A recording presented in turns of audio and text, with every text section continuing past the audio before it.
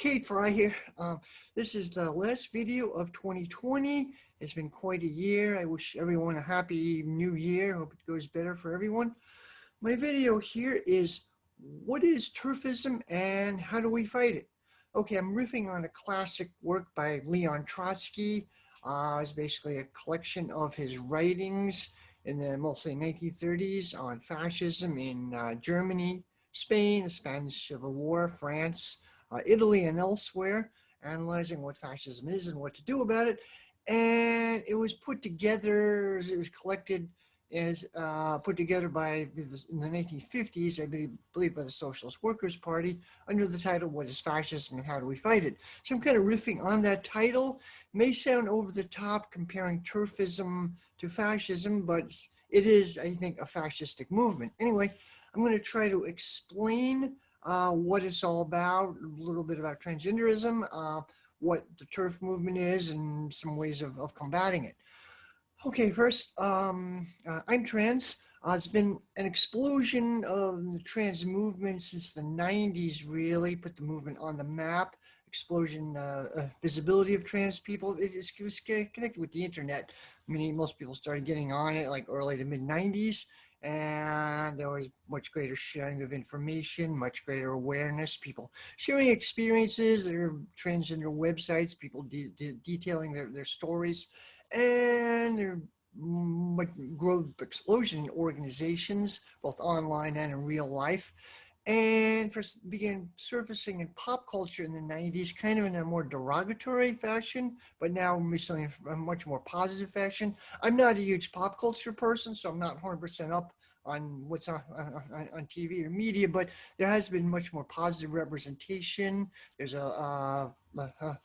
Laverne Cox in Orange is the New Black, trans, very powerful, strong trans character. Natalie, more recently, Natalie Wynn in ContraPoints, YouTube, phenomenally successful YouTuber who's trans, talks about philosophy. I may have some disagreements with her, some issues with her, but it's still really significant that a trans person has been publicly accepted and gotten that much acceptance. I think it is really interesting. And there's so many other cases.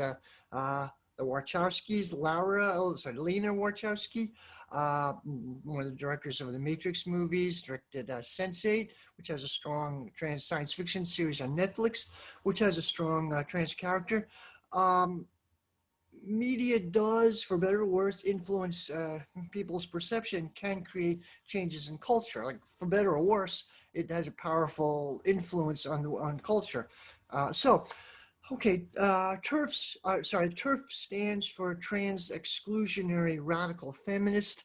It's a movement, and one of the things they use, well, transgenderism is a new phenomenon. It's so new. Well, basically, yeah, since the 90s has been an explosion in visibility, but it goes back, trans identities go back to the dawn of human history. Like, my hunch is that every human society, every culture in history, at some point has had a role for transgender people, has roles, accepted roles.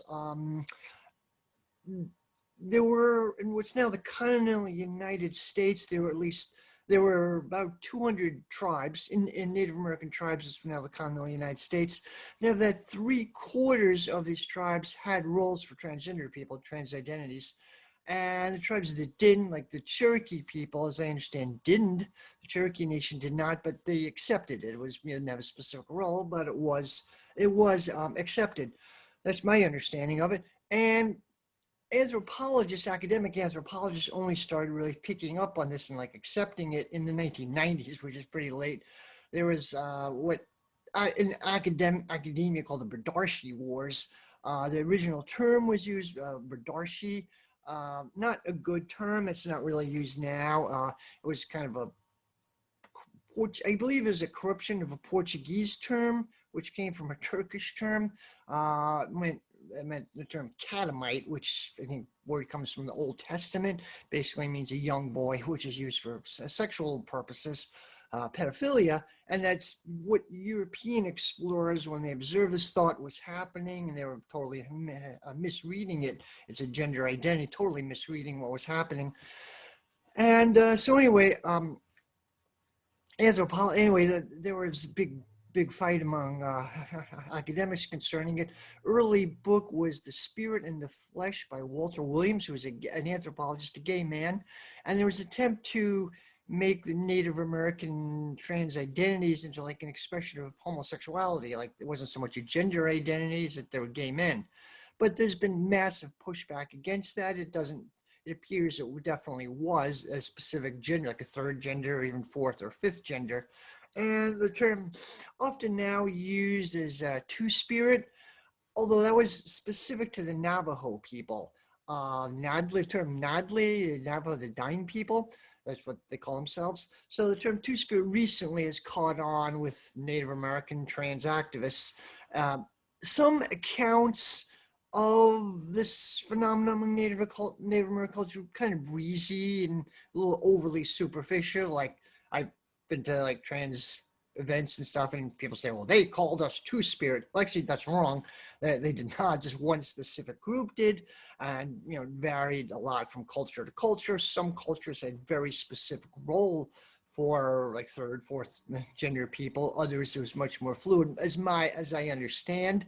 Now, Western colonialism and Christianity devastated anything like this.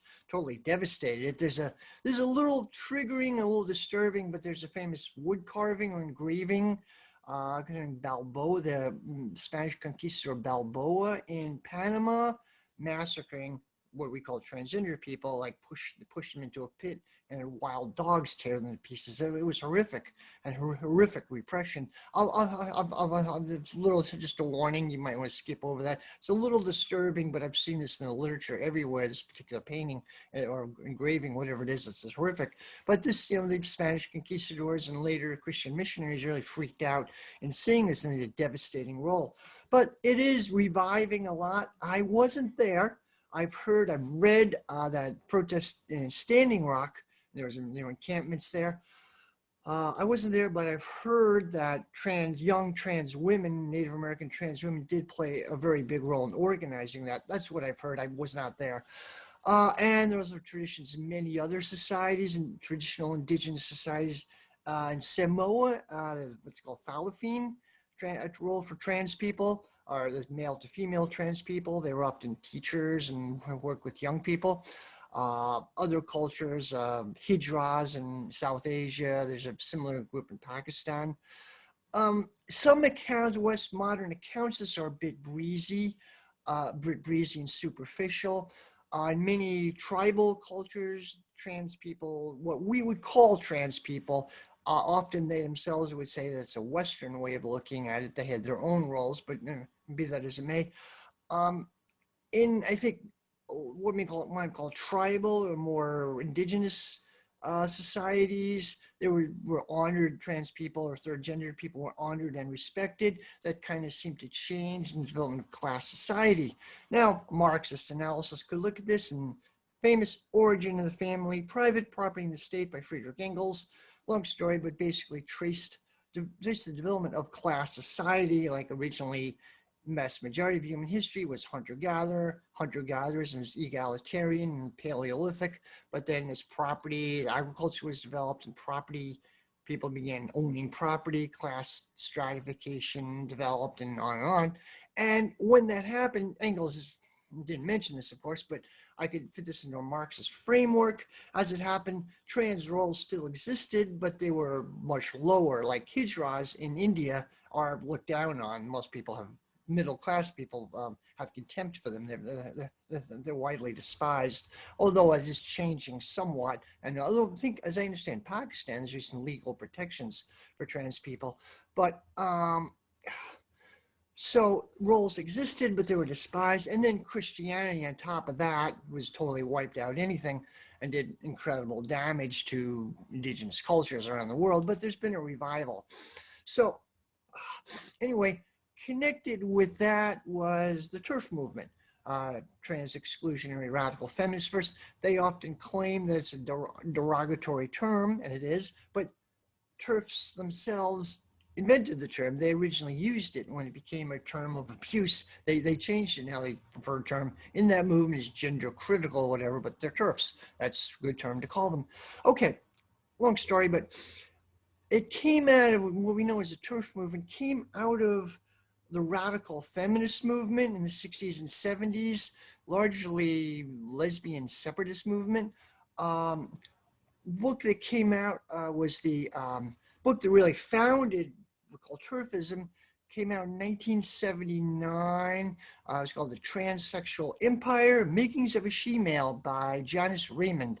Uh, Janice Raymond herself, she was an academic, I think in Boston University, I'm not sure. She was kind of the protege. Her mentor was a woman named Mary Daly, not to be confused with the Mary Daly and the Catholic Workers Movement. I've come across people who've confused them, actually. This Mary Daly was an academic at Boston College, I believe an ex-Catholic nun, was a radical feminist who was very anti-male. She wrote a book called, which I read parts of it, Gynecology, which is very much anti-male. Not all. Now, the radical feminist movement was not Marxist. There were different wings of the feminists. We call it second wave feminist movement in the 60s and 70s. There were branches of it. There were Marxist feminists. There were largely, it was a middle class movement, and this made some very important gains. Of course, radical feminists were often uh, very militant lesbian separatist movement.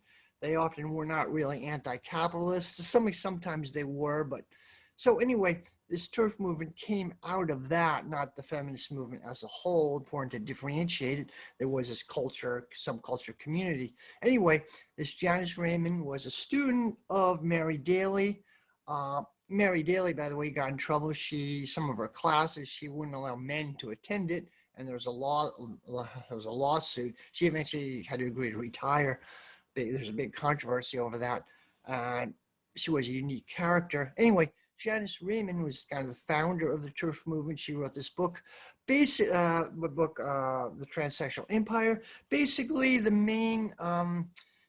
was at the time rather popular and influential. It was taken as the left-wing rebuttal to transsexualism. That was before the term transgenderism was invented, was developed really, or the concept. Was a left-wing, taken as the left-wing rebuttal against transgenderism, essentially. What it basically said is that the phenomena was essentially men colonizing women's space. It used leftist rhetoric of the time. It was type of imperialist colonization of women's space. It was appropriating women's space.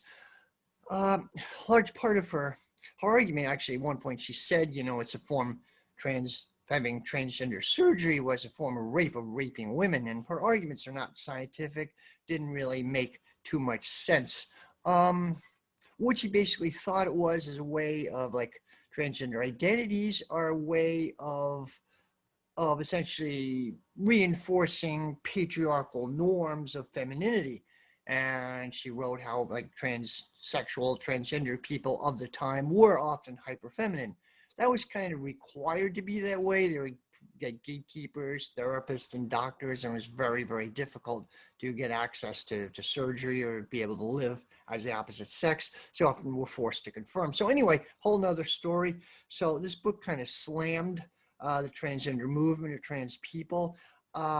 She used the case of trans woman Sandy Stone, who was a recording engineer. As a male, she worked with Jimi Hendrix and Velvet Underground and other bands of that era. And she transitioned in living as a woman in, I think, 1974, I believe. And she was a part of this lesbian separatist community. She lived in a like lesbian separatist house or commune, and she was a part of a radical feminist recording label, Olivia. Anyway, it came out that she was trans. People found out there was something of an uproar within this community. She was, I don't know the whole story. She was kicked out of this community she was in. And anyway, Janice Raymond picked up on this and used that as like a case study of how men are colonizing women's space, and got very upset about it. So that was kind of the premise of her book. As I said at the time, it was like the left-wing answer to the transgender phenomena. Thomas Saz, who was a radical psychotherapist of the time, I guess he's still around, he interesting stuff. He said that the book was perfect in every way. Today, it's usually regarded as nonsense. Our arguments are unscientific, just coming from one particular cultural perspective. It's totally nonsense. Anyway, Janice Raymond is kind of the founder of the modern TERF movement. She's actually gone on a real campaign of harassing trans women and trans actors, outing them and doxing them. In 1980, her testimony, I believe testimony for Congress, she testified for Congress about transgenderism, and she was very influential in getting Medicare to end their funding of transgender surgery and transgender medical care in general. She played a really horrible role. That was only changed, I believe, during the Obama administration. And I don't know what happened. I think federal protection for trans and LGBT people was removed during the Trump administration. I don't know the current situation. But anyway, this Janice Raymond was one article I read that there's an element of sadism. I mean, she had a specific movement around her. Interestingly, she's a radical feminist, but she's a corporate lawyer. She's not anti-capitalist, she's not radical, but most people think that means. So that was a main focal point of the movement, that book. This whole movement is very much punching down. Like the statistics for violence against trans people are just unreal, off the charts. Like one thing I read, like something like 56% of transgender teenagers aged like 13 to 17, say they were assaulted, like sexually assaulted in a bathroom. In a high school, they're assuming to use the bathroom of their own gender. Somebody looks like a girl and uses the boys' bathroom, or vice versa, or they often get beat up or assaulted. It's very, very common. And there's a very high suicide rate. Approximately but no, half of all transgender teens have attempted suicide. Very high for LGBT people in general, but really high for trans people. It just, the amount of homelessness are just off the charts. And for trans people of color, it's a horrific situation. I haven't got statistics off the top of my head, but I mean, in the early 2000s, there was a spate of like police murders. Literally, police were murdering trans people in the DC area. The New York City police are notorious for brutality and transphobia. I could go on and on, but it's horrific levels of violence for trans people of color, especially. So this whole TERF movement is very much punching down. It came out of one element of the 60s, 70s feminist movement, one part of it, and not the good part of it. Also mentioned there's also the Sandy Stone. She actually still around. She later went into academia. She was a professor of communication somewhere or other, and she wrote a rebuttal to the transsexual empire. It's called The Empire Strikes Back, like from Star Wars. And I haven't read it, but a series of case studies of trans people, and essentially rebutting her arguments, rebutting Janice Raymond's arguments. But this Janice Raymond is a vicious character. Also adding to the movement more or less led by Janice Raymond, there are several doctors. Who added to the sentiment and movement against transgender people. There was a famous Canadian doctor, Ray Blanchard, developed a term autogynephilia, which I'll talk about, and he also worked with J. Michael Bailey and some other people. Okay, so autogynephilia, basically, Ray Blanchard feels that gender is totally a social construct, it was reinforced by the family or by society, and he coined the term autogynephilia, which is extremely controversial within the trans movement. Basically, the idea that people are motivated, like especially male to female trans people, are motivated to live as the opposite of their birth gender because of a sexual fetish, basically paraphilia is in the DSM. And so it's been used to debunk the legitimacy of transgenderism. Essentially, it's just a sexual fetish, and it's intensely unpopular. Also worked with J. Michael Bailey. And actually, interestingly, a transgender psychologist named Anne Lawrence has also worked with him, and they've developed this theory. It's highly controversial and intensely unpopular within the trans community, to say the least. I actually think there may be a point to it, and it doesn't negate trans identity at all. Like famous transgender activist Kate Bornstein once said, her exact words were, excuse my language, I'm like, no fucking shit that we're sexually aroused by being our correct gender. I mean, it's not surprising that, human sexuality is complicated. The idea of being the gender you were meant to be is a sexual turn on. There's nothing wrong with it, and it doesn't negate transgender identities at all. There is actually a movement, cross streamers, that Norwegian originally started as a male, and I think he basically came out as a transsexual. Said some people, large numbers of people who are trans, do use some degree of sexual excitement as like a pathway to finding their identity, and there's nothing wrong with it. I would suspect it's probably far larger than we imagine, but most trans people don't really want to admit it. Is seen as like negating, it's just a fetish, which is far more. It's far more than that. So anyway, so this is an intensely unpopular idea within the trans community overall, and it's been used. And also, Ray Blanchard's research methodology is generally regarded as crap, whatever the truth might be to some of his theories. His research methodology, at one point, one paper he wrote, which has some influence, it came out, he was literally interviewing drunk people at a gay bar. I mean, this has been criticized from so many points. There was the case of David Reimer, Canadian guy. As a young boy, there was a botched circumcision operation. I don't know the whole story. And this happened in the 1970s, 60s, 1970s. He was raised as a girl. A team of doctors really, analyzed this, and they were kind of influenced by Ray Blanchard. He wasn't a part of the team, but I think they were influenced by his ideas, and said to his family, David Reimer has to be raised as a girl. And he rebelled. Sometimes he just rebelled against it, like, this is not me. And apparently he was a very tormented person. He assumed a male identity, like sometime later in his 20s, like, this is not who I am. And there's a book about it, really famous book about it, and a book about him called As Nature Made Him. And he had a very tormented life. The book, I believe, came out in 2005. And sadly after, as the book was being published, he committed suicide, apparently. I believe he worked at a meatpacking warehouse in Winnipeg, Manitoba, Canada.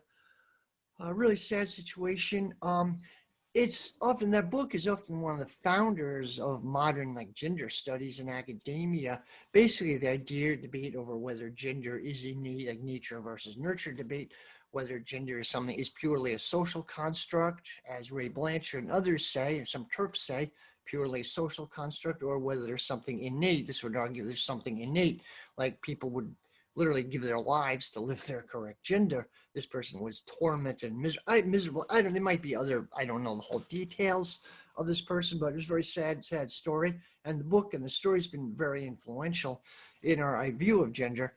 There's also a case of my therapist talked about the jazz musician 1930s, Billy Tipton, or later. Billy Tipton was a genetic female, but lived as a male, and no one knew he was a male. And at one point, he had cancer, life-threatening disease, and he didn't want to go to a doctor because his biological gender would have been found out.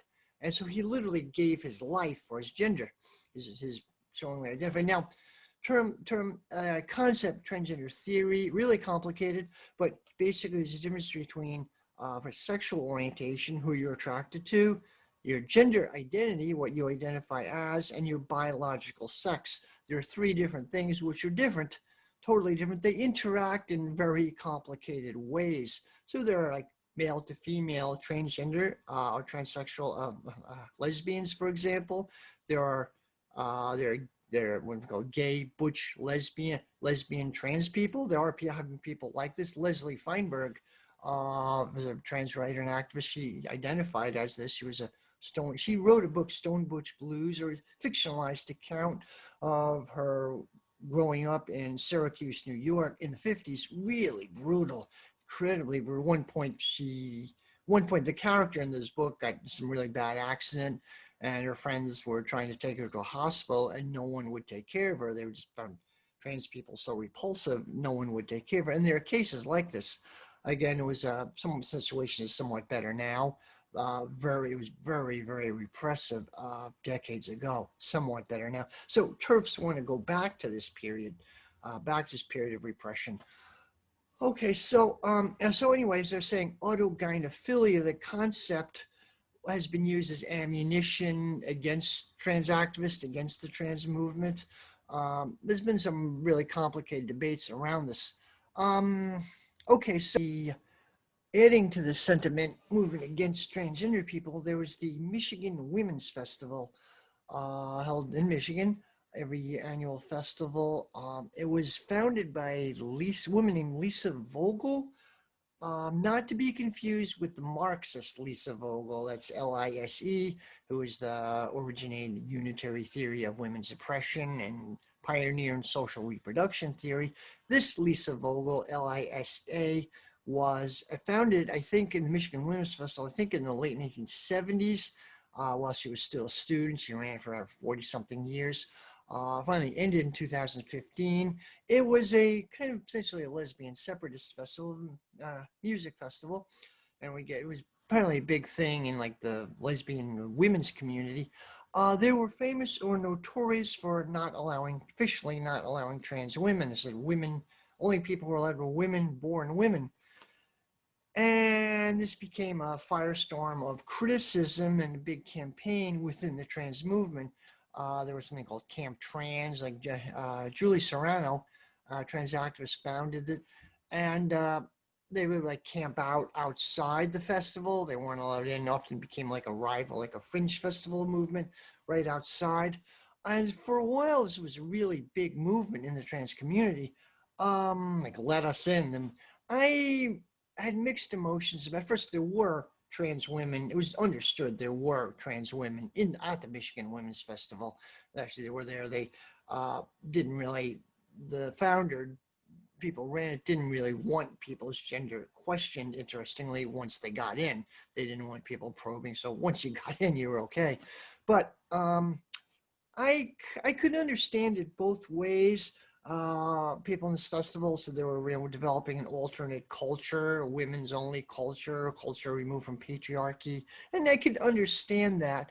And many trans women felt they wanted to be part of this too. They were women. I don't know. I do think some of the big campaign in the trans community was misplaced. Like myself, I never had any interest in going to the Michigan Women's Festival. I wanted to go to Burning Man, and now what I've heard is taken over by Silicon Valley oligarchs, basically. But a long time I really wanted to go to Burning Man. But Michigan Women's Festival, I'm not especially a fan of women's music. I mean, I like Holly Near, which is kind of old school, I guess. I'm not up on, but it is definitely a music scene. It's definitely a subculture, a scene. I just, I'm nothing against it, but I'm just not part of it. And it's not connected to issues facing working class women, both trans and cisgendered. Really couldn't give a shit about the Michigan Women's Festival. At the time, for a time, I was fired from a job for being trans. Often the times faced a lot of street harassment. So, like overwhelming emphasis on stuff like this. It's sort of like a petty bourgeois concern. I don't know this for sure, but I suspect most of the people at Camp Trans, I think, regard themselves as anarchists, but I think they had high-paying jobs as software engineers. It's like a stereotype of a successful trans person is making a lot of money as a software engineer. It's about one of the few jobs where trans people kind of like stable. It's like a stereotype of stable employment. A little different now, but for years it was kind of that way. So I kind of thought this Michigan Women's Festival thing was kind of bullshit. Didn't really care, but it was a big cause, and it was part of the TERF movement, I could say. At the end, there was the last couple of years of it was beginning to get a lot of criticism as trans identities were more accepted in society and culture. Like name bands would drop out, like the Indigo Girls, famous lesbian band, and a variety of others would just drop out. It was getting to be have a Michigan Women's Festival, Mitch Fest, was starting to have a really bad reputation. It was discontinued in 2015, thankfully. But, so that's a moment in cultural history. Okay, with all that, the movement is sort of dying out in the US. It's still around, but Janice Raymond is kind of, most people think she's a irrational and mean-spirited person. That type of thinking is not very popular. Radical feminism, 70s style radical feminism is not as popular as it was at all. It's dying out, thankfully. There's third wave, fourth wave feminism, and feminist movement now are much more accepting of alternate gender identities. And also there's more of a fluidity within the trans community. It's evolved a lot. Um, the term transgender was invented by trans activist Virginia Prince, and I read different accounts. Some people say as late as the 90s, but it may have been invented in the 1970s. But the meaning of the term has shifted a lot. Now it just means anyone who's like gender variant, essentially. Anyway, the movement, kind of in recent years, has almost dying out. It's dying out in the U.S., but has a new rebirth in the U.K. And that's really big upsurge in the turf movement in the UK. That's really complicated. So yeah, the U.S. the turf movement, which originated in the U.S., migrated to the U.K. in recent years. I don't know really when. I mean, goes a bit way back, but from 2015 onward, much more publicity to British turfism. Some background. What I understand is a great New York Times article, which is behind a paywall, but describes some of these dynamics connected with British culture in some ways and the legacy of British colonialism, and also the British anti-nuclear movement. There was a long-standing anti-nuclear lesbian encampment. I forget where it was. I forget the name of it, but it's really long around for years. So they developed a anti-nuclear lesbian separatist movement in the British anti-nuclear movement, and also the idea of British imperialism, British colonialism. They're forcing like gender norms on indigenous people around the world, uh, regarding often people of color, people non-white people as the other, like the sexual other, and there's some fear and hysteria based around this, and campaign to force people into traditional norms. And this had after effects in the British, historically in the British feminist movement. There's a sociologist who wrote about it. She was quoted in this New York Times article.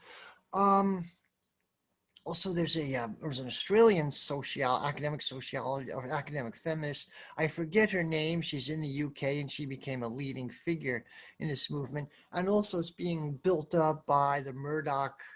Rupert Murdoch is transphobic. Article after article in the Murdoch press. He controls a big chunk of the British media. Article after article whipping up this hysteria about trans people. And the Times of London also is very transphobic. So it's been a toxic stew. It's reached like explosion point in the UK. Unfortunately, I think became really big around 2017. That's still around. There were also two cases, kind of complicated. There are academic conferences, one in London and one in the US, I believe in Connecticut. And they were essentially feminist academic conferences, but became like magnets for activists, kind of like Left Forum in New York City was originally a socialist scholars conference or something, and then it became like a general leftist event. Started same thing with this. There were some academic conferences, academic feminist world, and became a lightning rod for trans activists or anti-trans activists. Well, there was a case in London and happened like last 2017, 2016, around that time. And unfortunately, there were large numbers of TERFs and there was a lot of anger directed against them. And some trans activists wrote these tweets like threatened violence, which was a mistake. It was a big mistake. The anger is understandable. TERFs are seen as negating the existence of trans people, like just you have no right to exist. And there's a very strong feeling. And there's a lot of anger. I think it's totally understandable, though threatening violence in a tweet is a bad tactic. I mean, whatever you write, post on the internet is there forever. Even if you delete it, somebody can screenshot it. And I've had debates with TERFs online, and sooner or later they're going to post these tweets. Sooner or later, men threaten women at a conference, which is taking it totally out of context and Again, historical. It's not what was going on, but this bad tactic, threatening violence. A tweet was certainly a very bad tactic. And much of these debates relevant academic parts of academia, academic conferences. There's also a activist group called Deep Green Resistance, and they are TERFs. They're a radical environmentalist group, uh, led by mostly by two people, Larry Keith and Derek Jensen. And they had originally early period of the organization, they actually had a member who was trans who left. There was a big fight over it, and the movement became the group became very transphobic, virulently. They are, and they are they're essentially so anyway, there's big controversy and fight over that. This deep green resistance is not Marxist. They don't have a Marxist analysis. They're basically, I've seen Derek Jensen on YouTube videos. His analysis is not super deep. Like capitalism sucks, and we have to live in harmony with nature, and industrial civilization is the problem. I think if we got rid of industrial civilization, we'd have a mass die-off. Like billions of people would die in a short period of time. We obviously we need to live in harmony with nature. Obviously, we need to move to a post-petroleum economy, but totally moving to primitivism, which they seem to espouse, I think would be kind of a disaster. So their analysis is kind of superficial. Anyway, so they're known as a turf group, and they're mostly a West Coast group. I they mostly do their activism in the West Coast, as far as I know. But there's been a firestorm of criticism. They're being banned from a lot of venues, activist spaces, and things like that. Okay, so a few things. What the turf movement things basically, as I said, they they believe that, generally speaking, the gender is a social construct, which doesn't really, there's debates about this, but gender is purely a social construct. Male to female transgender people are, appropriating the patriarchy, or the way, like reinforcing patriarchal gender norms by wanting to live as women, essentially, or invading women's space, and they repeat them right-wing ideas about hysteria about women, men in bathrooms, and things like that. Uh, and many of the arguments can be easily refuted. It's unscientific. It comes out of like one small faction of second wave feminism. Arguments of the turfs are unscientific. Gender appears to be a continuum. Gender identities do appear to exist. The way they're expressed in different cultures is often much, much different, but it does exist. And they're overall punching down. They're they're directed against people who are already the most marginalized and oppressed layer of society, especially trans people of color. As I mentioned, the violence against trans people is off the charts, and I could share some stories. So overall, it's a reactionary kind of right-wing movement, essentially. Um, I I believe much of the turf movement came out of one faction of the radical feminist movement. And I do think many of these people themselves are psychologically wounded, have deep pains, largely from living in patriarchal capitalist society. Many of these people, I believe, are been sexually abused by men, and not by any means all lesbians are have been sexually abused, or all lesbians are turfs. I don't mean that by any means. Many wonderful comrades, but there's that element there, and I do think that's reflected in much of the anti-transgender movement, the turf movement. Large psychologically, I think a lot of that kind of reflects kind of unease and dislike of their own femininity, hatred of femininity. Julie Serrano, author of Whipping Girl, trans activist, she invented the term trans misogyny, that hostility against trans people is hostility against women in general. So she develops a feminist case, a pro-transgender feminist case. Um, there's the activist writer John Stoltenberg, author of Refusing to be a Man. Interesting, was the partner of the lesbian feminist poet Andrea Dworkin. Um, I don't know how she regarded herself as a lifelong lesbian. I don't know how John Stoltenberg regards himself, but essentially he was a male radical, or is a male radical feminist, but seemed to make a case, a pro-transgender case from a radical feminist perspective. I read this book, one book. I don't know if I agree with it or not, but he says male gender identity itself is inherently violent and patriarchal. I'm not sure if I agree with it, but it makes an interesting case. It does make an interesting read. Anyway, so I mentioned Whipping Girl by Julie Serrano. Another case is The Politics of Everybody by Holly Lewis, which is look at queer theory and LGBT politics from a Marxist perspective, and it's very pro-transgender. So solidarity should be extended to all oppressed people, whatever. Okay, so I hope you enjoyed my video. I'd like to wish everyone a happy new year. I hope 2021 goes better. For many people, 2020 was a horrific time. The US and the world has been facing a monumental catastrophe, and we may even have worse times ahead.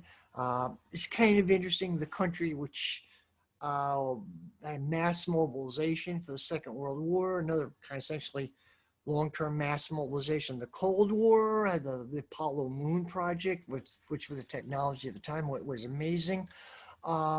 Now is utter and spends literally $1 trillion a year on its military. Is just monumental incompetence and failure to deal with the COVID epidemic. Trump does bear a lot of the blame, but the Democrats do as well. Cuomo, governor of New York State, bears a lot of the blame, as well as do many others.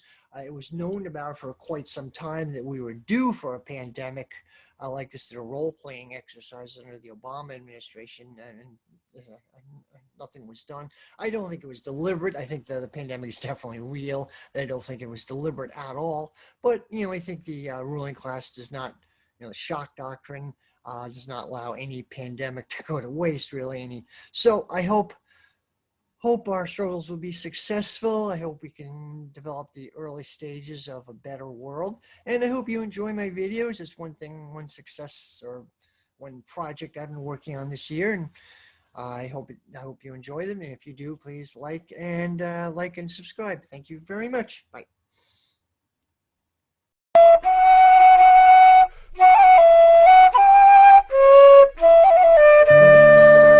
The people's flag is deepest red, it shrouded off the martyr dead, and ere their limbs grew stiff and cold, their heart's blood dyed its every fold. Then raised the